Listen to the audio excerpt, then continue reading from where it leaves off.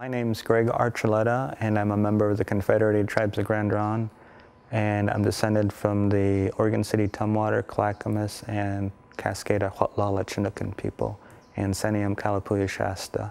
We're here today at the Ridgefield Wildlife Refuge at the Kathaput Plank House, and this is a traditionally built Chinookan style plank house. The art exhibit kind of focuses my area on the Chinookan art form, and so wanted to be here and kind of connect to the Chinookan culture and kind of a reflection of some of the things that we'll see in the art exhibit. My work that I'll be showing at the center is going to focus on place. I'm a member of the Confederated Tribes of Grand Ronde. I'm Oregon City Tumwater, Clackamas, Cascade, tied to those tribes and families. A lot of people don't know or are unaware of the people who live there in the Portland area. And that's where my family's from, Oregon City, Portland, Cascade Rapids, where Bonneville Dam is now. My focus is on place and our connection to those places here in the Portland region. As part of that, they were Chinookan families. And so it focuses on the Columbia River art form, the Chinookan art form of the Columbia River. Takes from a lot from our old stories that tie to how things came to be, how the rivers came to be, the people, our traditional foods, ceremonies, and gatherings that we had here along the rivers. So I kind of take from those and put them into the wood carvings.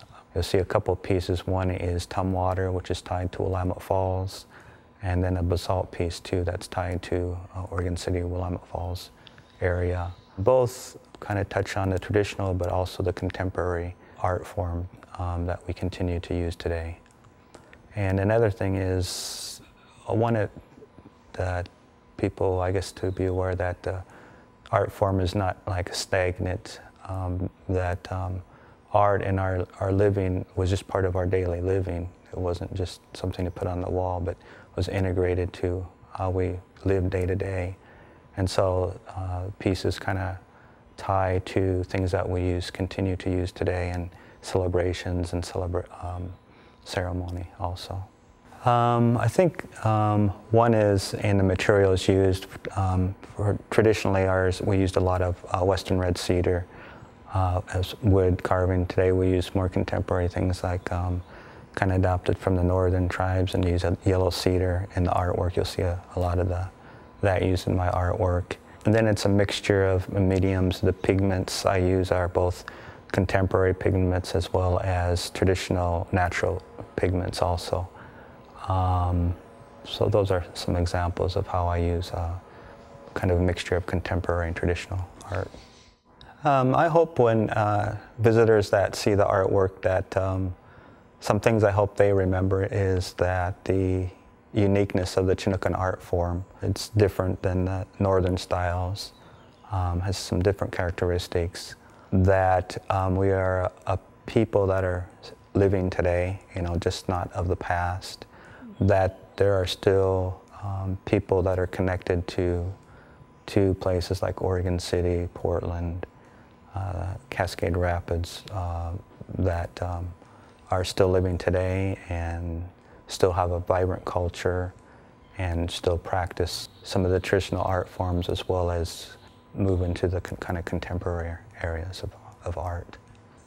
It's been great to be part of this center's opening exhibit here at the Portland Art Museum. For me personally, I think one is that as a member of the Confederated Tribes of Grand Ronde, my tribes had a good connection to the Portland Art Museum and supporting it.